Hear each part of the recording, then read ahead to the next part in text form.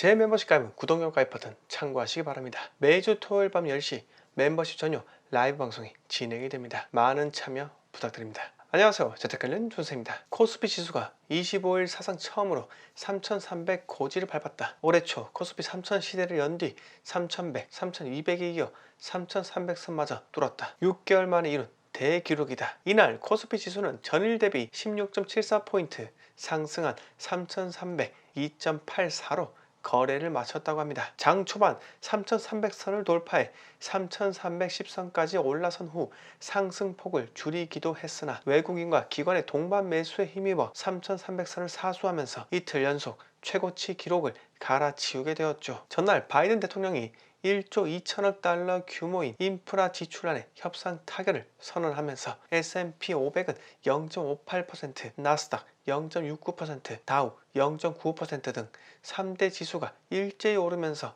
국내 증시에도 상당한 영향을 주게 된 배경이라고 합니다. 전 세계적으로 막대한 유동성이 있다는 점, 그 누구도 부정할 수 없는 팩트입니다. 물론 미국에서 먼저 금리 인상을 단행하게 된다면 국내 자금들이 빠져나갈 우려가 있으므로 금리 인상 리스크는 존재합니다. 저는 주식 투자는 가급적이면 하지 말라는 주의자이기 때문에 주식으로 돈 벌었다고 자랑하는 분들이 계시다면 그냥 조용히 말을 섞지 않고 침묵을 지킵니다. 그런데 저는 달러는 사도 된다고 조언을 합니다. 달러는 폭등할 리가 거의 없는데 왜 달러를 사라고 이야기하는지 궁금하실 겁니다. 그런데 달러는 폭등을 기다리면서 투자하는 것이 아니라 본인의 자산 방어를 위해 사는 거라 생각하시면 됩니다. 부동산도 마찬가지입니다. 특히 신축은 자산 방어가 되기 때문에 투자자들이 한결같이 구축보다는 신축을 사려고 하는 이유인 거죠. 과거 제가 달러 투자하라고 영상으로 이야기 드린 바 있습니다. 그때보다 달러 가격은 또다시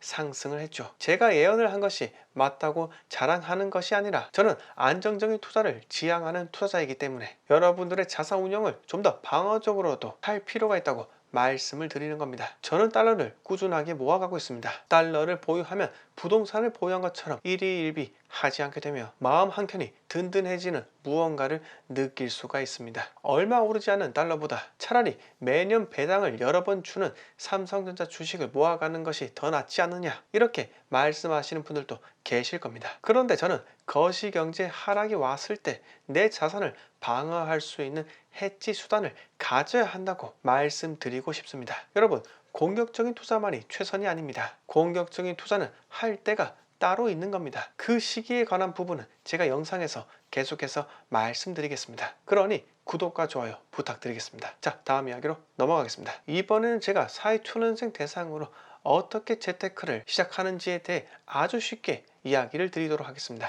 혹시나 기분 나쁘셔도 끝까지 들어주시기 바라고, 의사표시를 하고 싶으면 댓글로 달아주시기 바랍니다. 저는 누구와 달리 욕설만 하지 않는다면 악플이라도 삭제하지는 않습니다. 저는 사회초년생들에게 이렇게 이야기하고 싶습니다. 차 사고 싶은 마음 충분히 이해하지만 차는 나중에 사고 무조건 1억은 모아야 한다. 세전연봉 4천인 사람들은 대략적으로 세후 3천 이상은 받기 때문에 만 5년 동안은 매년 2천만 원씩은 모아야 합니다. 돈을 모아가는 단계이기 때문에 거주하는 집은 가급적이면 월세보다는 전세로 구하시고 전세 자금 대출로 월 고정 비용을 줄이셔야 합니다. 여기서 지방에 직장이 있어서 지방에 거주하시는 사람들, 지방에 소재한 대기업 또는 공기업들은 기숙사 또는 사택이 제공되기 때문에 서울에서 나홀로 상경해서 직장 생활하는 사람보다는 훨씬 더 유리합니다. 물론 어느 지역이나 부모님 집에서 출퇴근을 한다면 훨씬 더 모으실 수 있습니다. 만약 1억을 모은 후 신용대출까지 받는다면 1억 5천 정도의 자금을 융통할 수 있게 됩니다.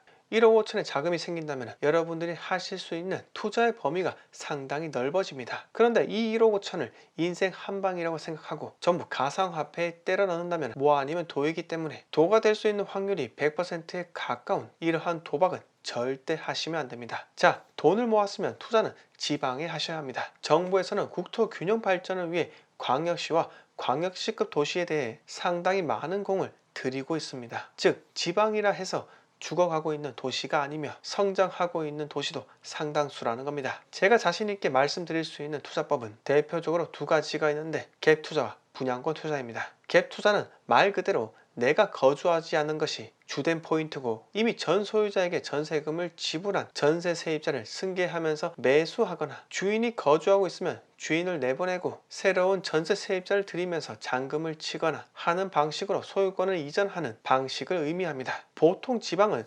전세가율이 60에서 70% 사이이기 때문에 여러분들께서 1억 5천이 있다고 가정을 한다면 매매가 3억 7,500에서 5억 사이의 아파트를 매수하실 수 있습니다. 금액대를 정했으면 이제 성장하고 있는 도시를 찾아야 합니다. 제 방송을 계속해서 시청하신 분들이라면 제가 어디를 중점적으로 보고 있는지 아마 잘 아실 거라 생각이 듭니다. 그래서 이번 영상에서는 제가 지역까지는 말씀드리지 않겠습니다. 저는 부동산 정보 사이트에서 호갱노노만큼 인터페이스가 아주 우수한 앱도 없다고 봅니다. 호갱노노를 찬양한다는 말씀입니다. 광고성은 아니고요. 호갱노노 대표님, 제 채널에 광고 좀 의뢰해 주시면 대단히 감사하겠습니다. 자, 우선 호갱노노에서 입주 물량 한번 살펴보세요. 3년치를 보시고 추후 입주 물량이 점점 감소하는 지역을 추리시고, 이 말은 입주 물량이 현재 많은 지역을 고르셔야 한다는 의미인 겁니다. 입주 물량이 많아야 저평가되며, 그리고 신축 공급이 많아야 거래할 수 있는 물량이 많으니 가격이 높게 치솟지 않는 겁니다. 내가 제값에 팔 수 있는 시점은 전세 계약이 끝나는 최소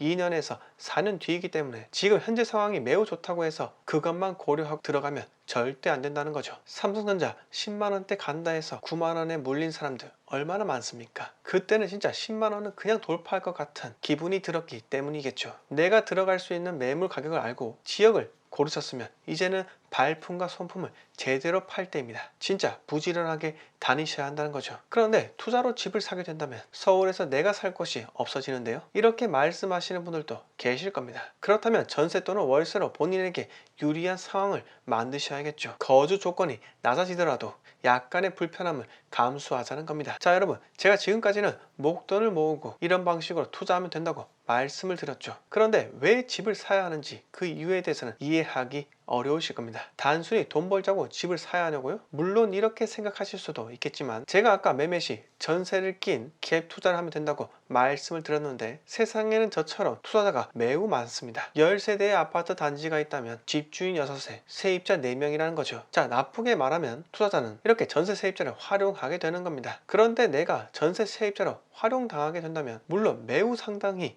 저렴하게 거주할 장소를 얻었다면 이야기는 달라질 수 있지만, 대부분의 경우는 소유자가 자산 증식을 쉽게 할 수 있도록 전세 세입자가 레버리지를 제공하게 되는 겁니다. 본인께서는 정당하게 임대차 계약을 통해 전세금을 지불하고 거주할 장소를 일정 기간 빌렸다고 생각하실 수도 있지만, 계약이 끝난 2년 뒤 본인의 전세금은 잘해봤자 본전으로 돌려받지만, 집주인은 세입자로부터 받은 전세금을 활용해서 또 투자를 하거나 본인의 대출을 갚으면서 더욱 윤택한 삶을 살도록 세팅한다는 겁니다. 저는 이걸 보고 전세 세입자들은 배 아파해야 한다고 말씀드리고 싶습니다. 왜 당신이 모은 소중한 돈을 집주인을 위해서 지불해야 하는 건지, 여기서부터 의문을 품고 본인도 집주인이 되기 위해 변화를 하라는 겁니다. 사회초년생은 부모님이 재력이 있지 않는 이상 서울 아파트 구매는 언감생심입니다. 제가 말씀드리고 싶은 부분은 그냥 아무것도 하지 않고 그냥 가만히 있을 것인가, 아니면 40, 50대에는